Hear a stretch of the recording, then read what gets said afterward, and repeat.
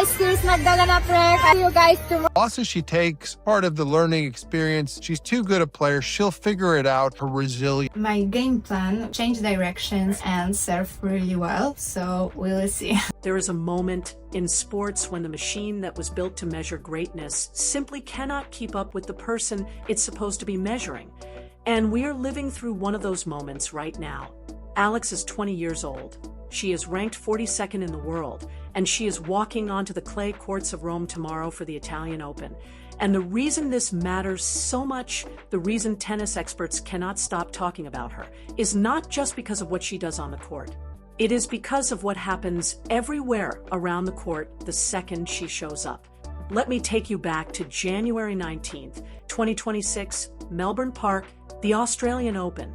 Tennis Australia runs a system, like every major tournament does, where court assignments are made based on ranking. It is clean, it is logical, and it has worked for decades. A player ranked 49th in the world gets placed on an outer court. That is how the math works.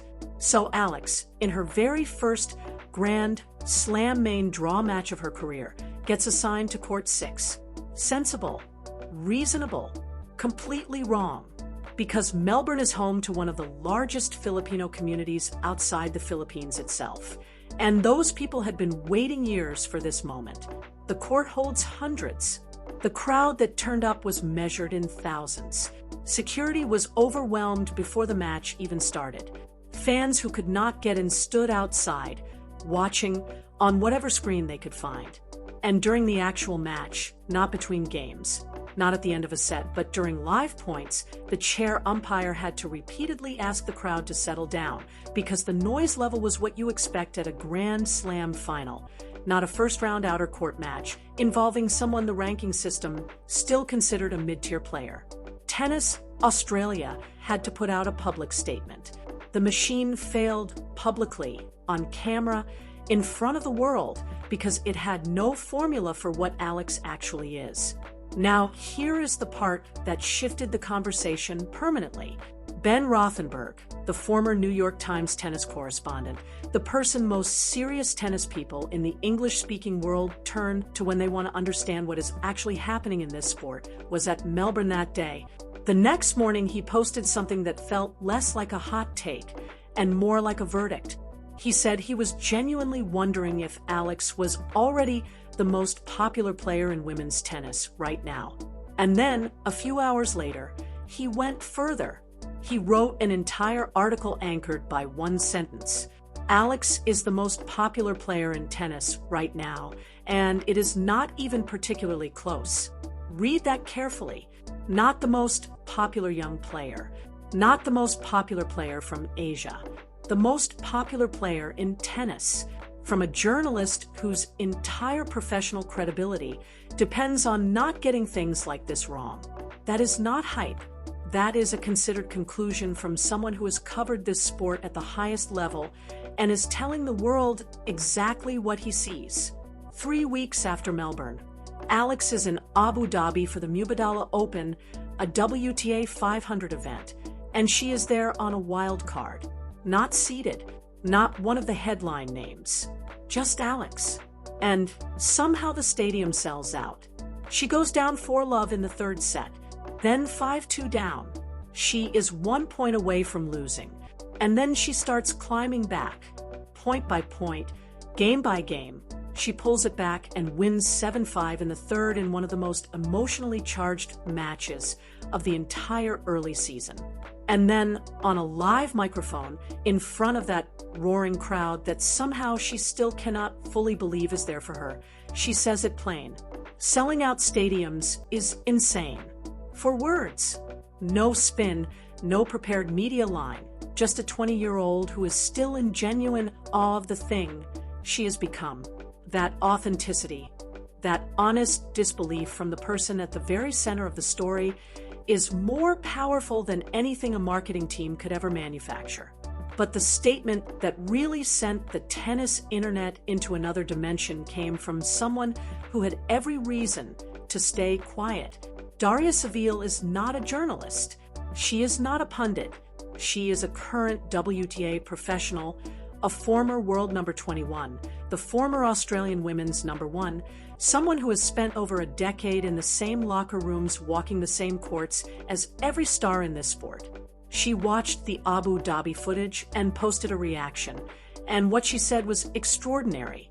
She said Alex is selling out stadiums whether she is playing singles or doubles, at tournaments where the attendance was never like that in previous years, and that if she were a tournament director, she would do absolutely anything to have Alex at her event. She would make sure Alex was on the schedule every single day, singles and doubles, because people come for Alex and then stay for more tennis.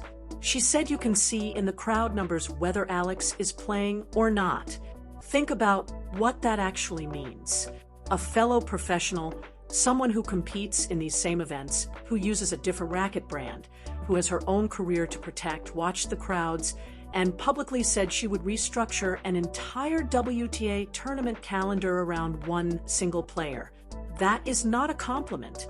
That is a professional assessment from someone who knows exactly what normal looks like and is telling the world without any hesitation that what Alex is generating is categorically not normal. By March at Indian Wells, the pattern had stopped being something you could explain away. Reports from the BNP Paribas Open described Alex drawing practice session crowds that were bigger than those gathered to watch Carlos Alcaraz and Coco Gauff. Not bigger than one of them, bigger than both of them combined at practice. Alcaraz and Gauff are arguably the two biggest box office names in all of contemporary tennis, and Alex, warming up before a match, pulled a larger audience. After winning her opening round match, she told Front Office Sports that she never expected this kind of fan base or this kind of crowd rallying behind her, and that it is an incredible privilege that she does not take for granted because not many people on earth ever get to feel something like that. The humility in that quote is real. She is a 20-year-old still processing the gap between her ranking number and the reality of what happens every time she shows up somewhere. And that gap is exactly what is driving every expert slightly crazy right now. Because professional tennis has always operated on one foundational assumption: ranking equals relevance. The higher your number, the bigger your stage, the bigger your crowd. That assumption is the blueprint the entire sport was built on: court assignments, draw seeding, schedule slots, ticket pricing, all of it. Alex is dismantling that assumption every single week, and the sport's own officials are scrambling to keep up. In March 2026, Forbes sat down with Jean-Christophe Verbourg, the global sports marketing director at Babolat, the racket company that sponsors Alex. He is the same man who watched Li Na do what Li Na did. If you do not know that story, here is the short version. Li Na was the first Asian woman to win a Grand Slam title. When she won the 2011 French Open, more than 116 million people in China watched the final. Her success turned China from a marginal tennis market into the WTA's single largest market. She generated endorsement deals worth $24 million a year. She did not just play tennis in China.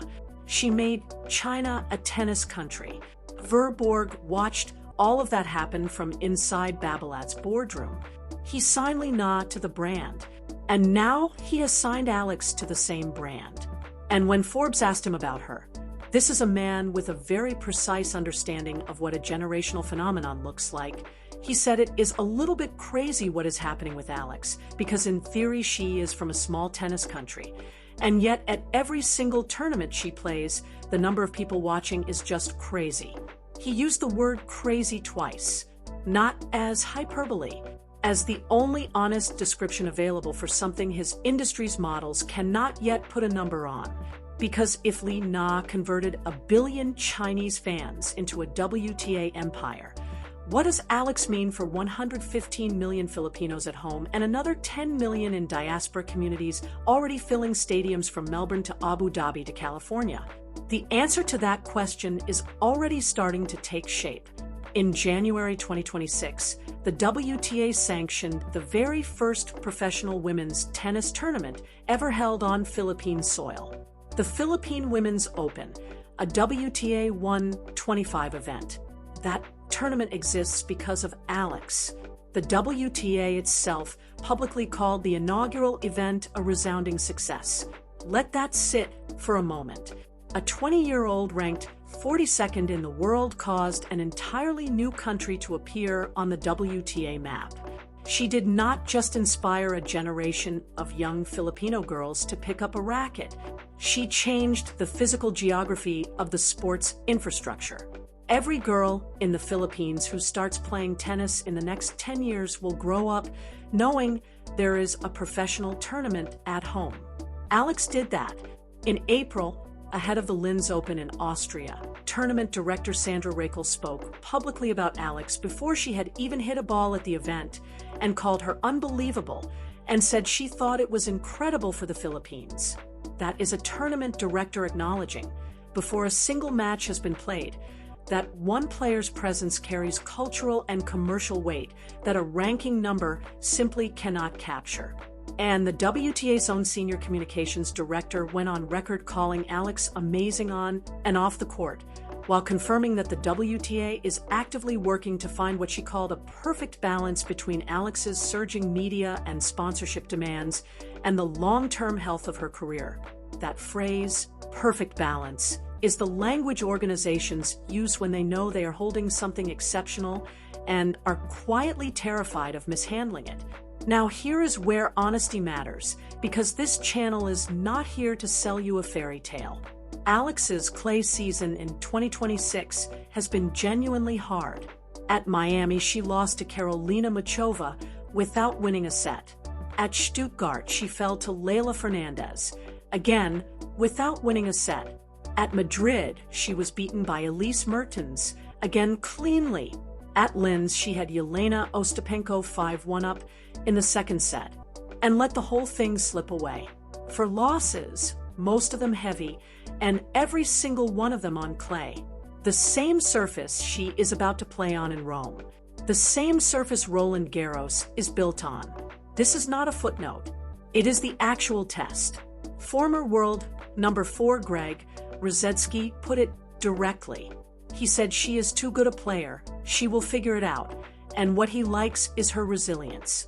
And the evidence of that resilience is not abstract.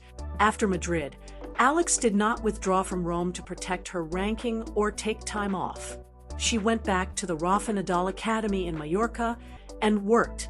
She entered the Italian Open main draw not as a wild card, not as a qualifier, but as WTA number 42, having earned her place. Her first-round opponent is Magdalena Fręch of Poland. That match is tomorrow. The path to the top 32 is still there, and the top 32 matters enormously right now because a seeded position at a Grand Slam means the draw machinery, the same machinery that once put her on Court 6 in Melbourne, would finally have to officially acknowledge what crowds have been saying out loud since January. She belongs on the biggest stage. What makes this story genuinely historic, not just remarkable, but historic, is where the voices are coming from. Not one echo chamber, not just Filipino fans and Philippine media. A former Australian number 1 who competes in these same tournaments and has nothing to gain from saying what she said. The former New York Times tennis correspondent, whose reputation is built on precision. A global marketing executive at a 140-year-old French company who has personally watched the Li Na effect unfold from inside his own boardroom. A tournament director in Austria, the WTA's own communications team. A Pepperdine marketing professor who told Forbes that people love an underdog, and that a young person from a country without a history of tennis winning or even tennis watching, making it to this level, is the kind of story that cuts through everything. A New York Times tennis writer who said she has turned her popularity into a superpower. That is not a fan club. That is a consensus forming across journalism, business, professional sport, and academia. Consensus that broad does not form around luck or novelty. It forms around something real. Tomorrow, the clay courts of the Foro Italico are waiting.